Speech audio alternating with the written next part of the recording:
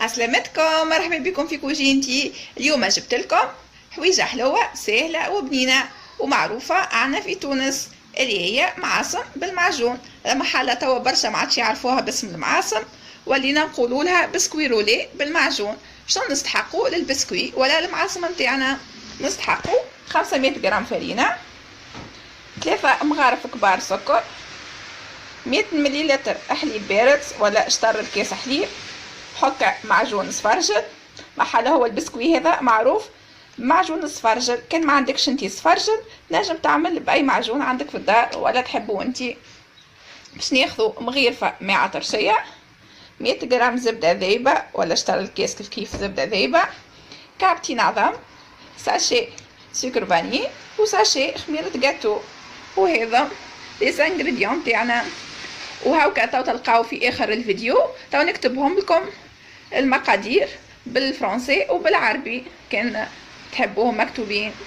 نبداو نحضروا الباط نتاعنا. اول حاجه نكسروا العظيمات ونحطوا توا 3 مغارف السكر مليانين. وهاكا نتوما كان تحبوا اكثر حلاوه كنزيدوا السكر على محلها هي 3 صافا. ما ننسيوش المعجون حلو يزيها، ولا تحبوا تنقصوا كان تحبوش زاده حلوه برشا تنجموا الشوا ليكم في السكر. نحطوا السكر فاني نتاعنا وناخذوا كيف كبيسه ملح مش برشا هكا شعره، ونحطوا الزبده نتاعنا لان جمدت لي شويه هكا، ما نعملوهاش سخونه الزبده. ونصبوا الحليب نتاعنا ومغرفه العطرشيه نخلطوهم الدول الكل، ومن بعديك نخلطوهم وتوا نخلطوهم لين يذوب السكر نتاعنا. والعطرشيه كان ما تحبوش البو نتاعها تنجموا تستغنيوا عليها، على محل مستحسن تحطوها خاطر تفوحها وتجي فيها البو البنين نتاع العطرشيه. وكل واحد والبو نتاعو شنو يحب ياكل. توا السكر نتاعنا ذاب، نصبوا الفرينه نتاعنا ونبداو نلمو بشويه بشويه لين نتحصلوا على الباط. نصبوا كيف ساشيت الخميره نتاعنا، لان الساشي 15 غرام توزن هاكا، وانتوما والخميره اللي عندكم قداش توزن. ونبداو نلمو بيدينا نلمو بشويه لين نتحصلوا على باط.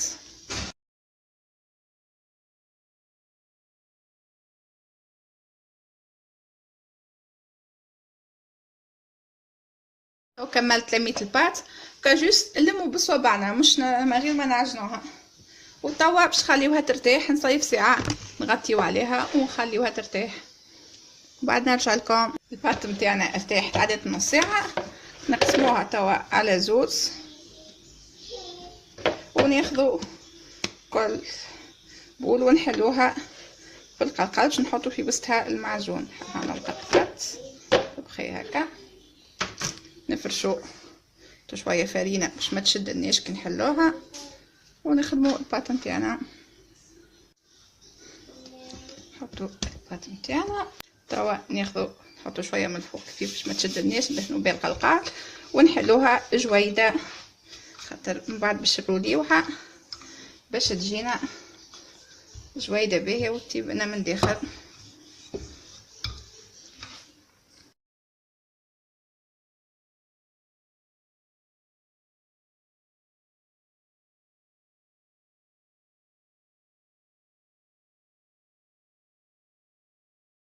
كملت حليتها، حاولوا نستويو هكا باش كنروليوها تجينا مستويه. كنستويو من هنا شوي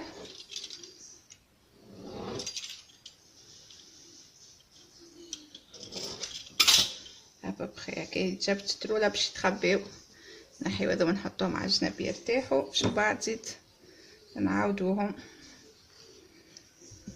وتوا ناخذوا المعجون نتاعنا نحركوه وندهنوا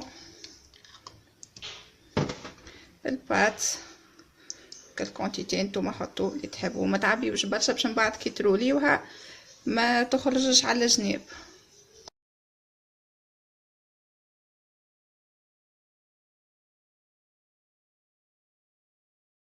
كملت حطيت المعجون وتوا نروليوها نروليوها جويده، سكروا هكا.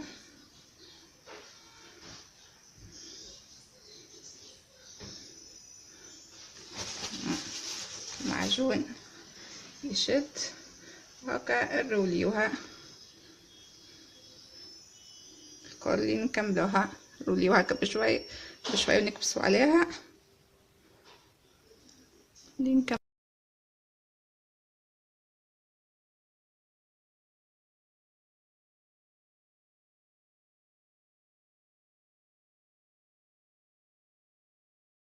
توا خليت بابي سلوفان باش نحط فيه هكا ونحاول نروليها عندها هكا باش ما تشدليش ونكبسوا عليها هكايا.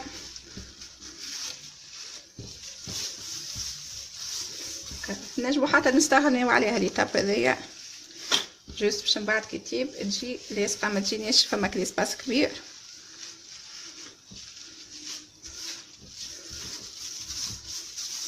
ولا تنجم تحط ساشي باش ما تشدلكش. وتوا ناخذوا الطبق نتاعنا حطيت فيه بابي كويسون وباش نحطوه في الطبق. كان ما عندكش بابي كويسون هكا ادهن طبقه بالزيت باش ما يشدلكش وشويه فرينه. وهذه حضرت هزها بالبابي اسهل. وهذا نحطوه من اللوطه باش من بعد ما يتحلناش الطبقه اللي سكرنا بها. وهكا يسهلنا في الهزين نتاعها. نكمل نخدم الترونش الثانيه ونرجع لكم.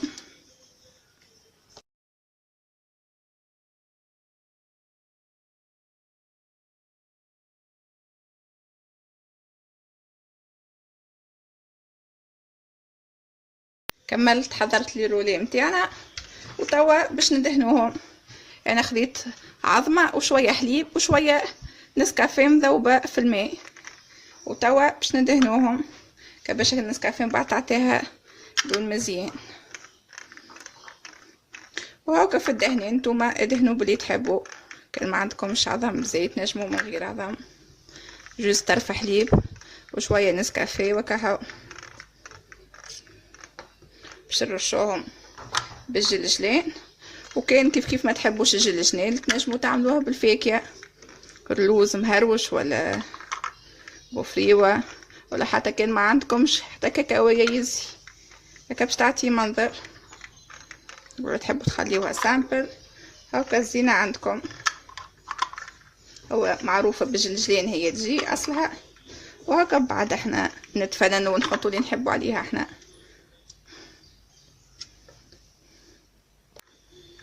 وهكا كي باش تقسموا على 3 خير باش تجيكم. وحاولوا بعدوا ليسباس ما بيناتهم باش من بعد كي تجيبوا ما يلصقولكمش في بعضهم. انا جاتني كبيره هذه قصيتها باش تهزلي. هذا الطبق الكبير متاع الكوشه كان نورمالمون هذا اكبر. وتبقى كونشي عندك انتي بروفيسيونيل كوشه طبقها اكبر كتنجم تعملهم اطول من هذا تعمل زوز طويل. نجمو ناخذو فرشيطه ونعملو زينه هكا باش من بعد كي تجيب كتجينا موديل.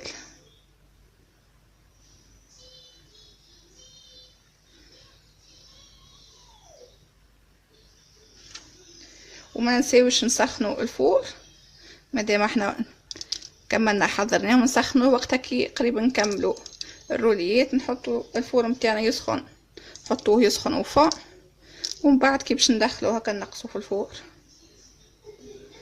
كامل نزينهم ونرجع.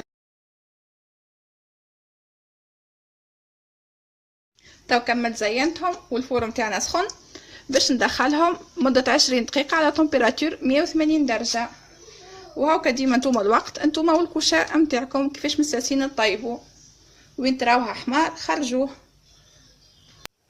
البسكويت رولي نتاعنا حضر وتوا باش نقصوه هاكا انا خليته يبرد بالكدا. يرد بالكم تقصوه هو سخون يتفترش لكم. خليوه لين يبرد خاطر كي يبدا سخون يبدا تري هاكا كي يبرد يشد روحه ويولي لكم بسكويت. باش نقصو نحطو فيها باش اسهل لنا في القصة. هذا البسكويت متاعنا حاليا خرج لي المعجون كنقصو ونرجع لكم.